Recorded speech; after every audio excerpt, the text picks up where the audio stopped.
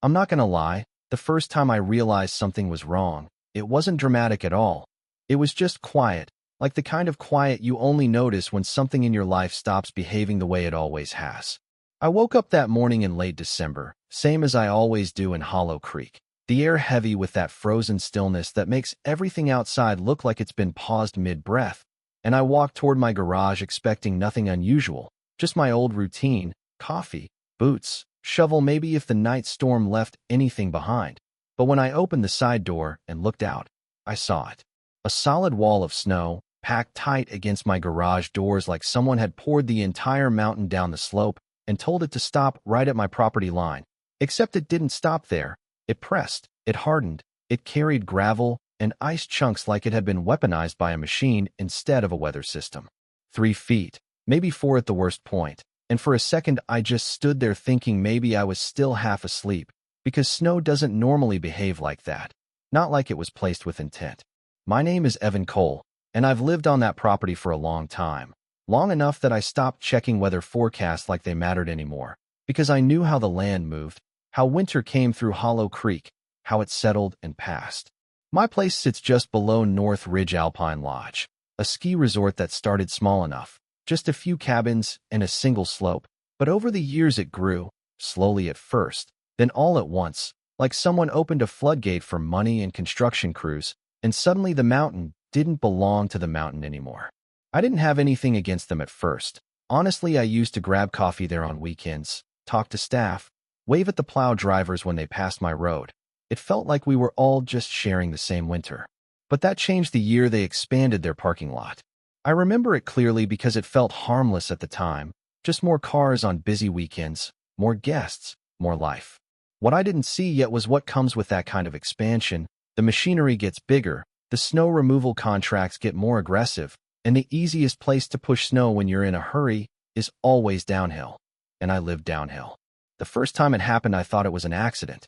I came out early after a storm and found that same kind of frozen wall pressed against my garage, not just piled but compacted, like it had been scraped off a road and forced into place. It took me nearly 2 hours just to carve out a narrow path for my truck, my gloves soaked through, my back already aching before the day even started. I remember standing there thinking, it's just bad plowing, nothing more. People make mistakes in winter all the time. I even told myself not to be that neighbor, not to assume intent when negligence was more likely. But winter has a way of repeating itself when nobody is paying attention. The next storm came maybe a week later, heavier this time, the kind where the sky feels like it's collapsing in slow motion. I woke up again, opened the garage door again, and there it was again, except worse, higher, denser, and now mixed with salt that burned the edges of everything it touched. I had to climb over part of it just to get a shovel angle that worked, and halfway through clearing it I slipped, landed hard on my shoulder against the packed ice. It wasn't a dramatic fall, nothing cinematic, just a stupid moment of balance lost, but I felt it for days afterward. That was the moment something in me shifted, not anger yet, more like recognition, the uncomfortable feeling that this wasn't random anymore. I tried calling the lodge that afternoon, mostly out of habit, like you call someone when you assume they'll care. The front desk answered politely, transferred me once, twice, 3 times, and by the time I reached someone with authority, I was already tired of explaining it. The man on the other end finally introduced himself as Grant Whitmore, operations manager at North Ridge. He had that calm corporate voice, the kind that sounds practiced, like every sentence has been used before in meetings. I told him exactly what was happening, the snow buildup, the damage, the way it was blocking my garage like a wall. He listened, or at least he waited for me to finish, then said their plow crews were instructed to keep guest access clear and stay within lodge property boundaries. I told him they weren't staying within anything. They were burying my home every time it snowed. There was a pause, just long enough to feel intentional, and then he said, "We operate on our property, sir." And I remember laughing a little, not because it was funny, but because it was so cleanly dismissive, like geography itself was suddenly up for interpretation. I told him he should come look at it. He said, "If you believe there's a boundary issue, prove it." That line stuck with me more than anything else that day, not because it was insulting, but because it was confident, like he was used to people not being able to prove anything at all. That night, I didn't sleep much. I kept thinking about the slope above my house, the way the plows moved, the way snow always seemed to end up in the same place. I started paying attention after that, not just reacting, but watching. The third storm came with a kind of patience I didn't like, slow build-up, steady wind, and when I opened the garage again the next morning, I didn't even feel surprised anymore, just tired. The wall was there again, but now it had a pattern to it, like it wasn't random dumping but a repeated path, a line of accumulation that didn't match natural drift. That's when I decided I wasn't going to argue anymore. I hired a survey crew out of the county office, a small team that didn't ask many questions, just showed up with equipment and walked the property line while snow kept falling around them. It cost me a little over $1,000, which at the time felt like a lot for something that might just confirm what I already suspected, but I needed certainty more than I needed money. I stood there watching them work, boots sinking into frozen ground, markers disappearing into white as fast as they placed them, and I remember thinking how ridiculous it all looked, like trying to measure truth in the middle of a storm. It took them most of the day, and when they finally finished, the lead surveyor walked over to me with that expression people get when they know the answer isn't going to be simple. He pointed behind my garage and said there was something I should see. That was the moment everything stopped feeling like a snow problem. Because what they showed me wasn't just drift or overflow. It was a line, an actual encroachment, a narrow strip of land I had never paid attention to before, buried under winter debris and assumptions. According to their measurements, a portion of what the lodge had been using as a winter service route didn't sit where everyone thought it did. It crossed my property. Not by much, just enough to be ignored for years, just enough to be convenient, just enough to be dangerous once someone finally looked closely. I didn't say much that day. I just stood there while the snow kept falling and realized this wasn't about inconvenience anymore. It was about something that had been slowly crossing a line without permission for a long time, and nobody had bothered to stop it because it was easier not to notice. I went back inside that night and pulled out old property records I hadn't touched in years, papers that smelled like dust and time, and I started reading things I never thought I'd need to read again. And somewhere in that silence, between the sound of wind hitting the walls and the faint hum of distant plows on the ridge, I understood something simple but unsettling. This wasn't going to stay a snow issue. This was going to become something else entirely, something colder than winter, and a lot more expensive for everyone involved. And that's where everything started to change. By the time I woke up the next morning, I already knew I wasn't dealing with a weather problem anymore. I was dealing with a land problem that had been hiding inside the weather for years, like it had been dressed up as snow so nobody would question it.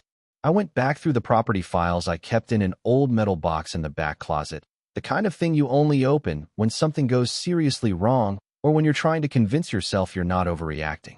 Maps, deed copies, old survey sketches with faded ink, and buried inside all of it was a seasonal access agreement I barely remembered signing years ago, back when North Ridge Alpine Lodge had first asked for emergency winter access after a heavy avalanche season.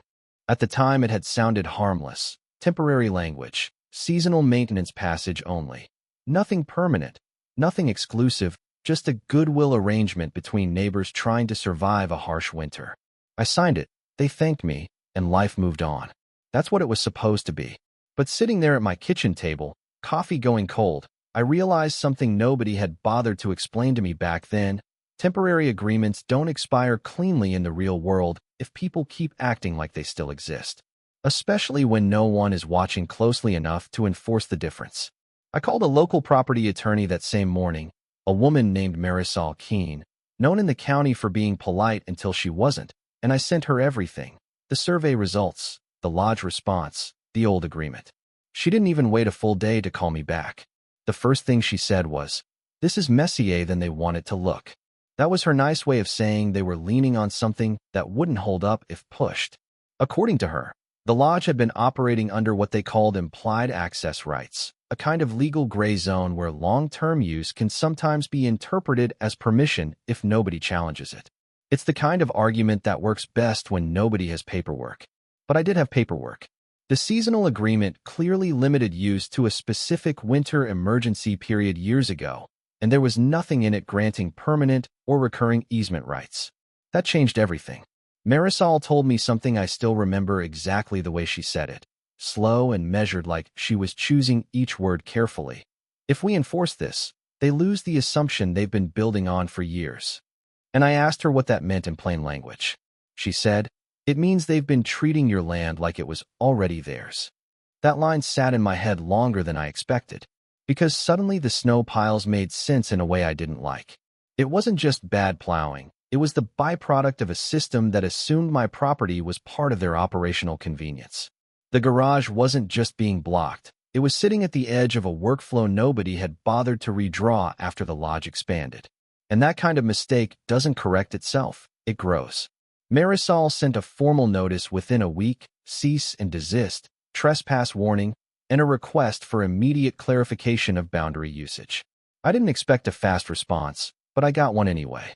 The lodge's legal counsel replied within 2 days, a sharp letter full of phrases like historical usage, reasonable assumption, and good faith operational reliance.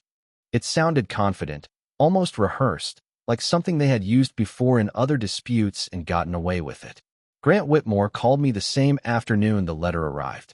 I answered because part of me still wanted to believe this could be solved with a conversation. He didn't bother with small talk. He said the survey was being interpreted differently on their end. I told him there's only one way to interpret a boundary line. He sighed, like I was being difficult instead of precise, and then he did what he always did. He redirected responsibility. Contractors, previous management, miscommunication, weather conditions, everything except ownership of the decision. I remember leaning against my kitchen counter, listening to him, and thinking how easy it is for people to stay calm when they're not the ones getting buried in ice every morning. I told him calmly, maybe colder than I intended, that I wasn't interested in interpretations anymore, only corrections. And I gave them a deadline, 21 days to stop all dumping and encroachment on my property. After that, we'd escalate legally. He didn't like that word, escalate. Nobody in his position does. The next storm came before the deadline even mattered. It was one of those heavy mountain systems that turns everything into layers, visibility gone, sound muffled, the world reduced to shapes and pressure. I didn't even look outside right away that morning. I just waited, already knowing what I would find. When I finally opened the garage door, the snow wall was there again, but this time it felt different. Not just bigger, but organized, like the plow lines had been adjusted after my complaint, like someone had decided to push the boundary a little further out of spite or confidence or both. That was the moment I stopped seeing it as negligence. It became something closer to disregard. I called Marisol immediately. She told me to document everything, every storm, every obstruction, every pattern. So I did. Photos, timestamps, measurements, notes that started to look obsessive even to me after a while. But obsession is what happens when you stop being able to trust coincidence. While I was building that record, something else was happening up the hill. I didn't know it yet, but North Ridge was already starting to feel the pressure. Guests were complaining about blocked cabin access routes. Fuel deliveries were delayed because the lower service road, the one that curved behind my garage, wasn't fully functional anymore without crossing the disputed strip. Snowmobiles had to reroute through public forest paths, adding time, fuel, and frustration. At first it was small complaints, nothing urgent, just noise in the system. But winter has a way of amplifying small failures until they become impossible to ignore. I started noticing their plows more carefully after that. They weren't just clearing snow, they were working around something, hesitating near certain lines, adjusting angles, backing up more often. It looked like confusion from the outside, but I knew better now. It wasn't confusion, it was constraint. One afternoon, Grant showed up at my property in person for the first time. He didn't come alone, there was another man with him. Someone from lodge ownership, older, quieter, the kind of person who speaks less because he's used to being listened to when he does. Grant tried to keep it civil at first. He said they wanted to resolve the misunderstanding amicably. I remember laughing slightly at that phrase, misunderstanding, like the land itself had just been misread in a meeting. I told him there was no misunderstanding anymore, only acknowledgement or legal consequence. That's when the owner finally spoke. His voice was calmer, more grounded, and he offered what he called a practical solution. A permanent easement, paid, formalized, and retroactive. $10,000. I didn't answer right away. I just looked past them toward the slope, toward the invisible line where snow kept piling like it always had, and I realized something important in that moment. They weren't trying to fix the problem, they were trying to price it. I told them no. Grant blinked like he hadn't expected that answer to exist. The owner increased the offer within minutes, 25,000, then paused like he was testing where resistance would break. It didn't. I told them again no, and for the first time, the conversation stopped feeling like negotiation and started feeling like pressure. After they left, I stood outside for a while in the cold, just listening to the mountain, watching distant plow lights move like slow blinking signals through the storm. And I knew this was going to escalate further, because once money stops working, people always look for something else to apply. And in their case, that something else was access, timing, and leverage, all of which were about to become very expensive mistakes for them. And that's where everything shifted from legal tension into full winter standoff.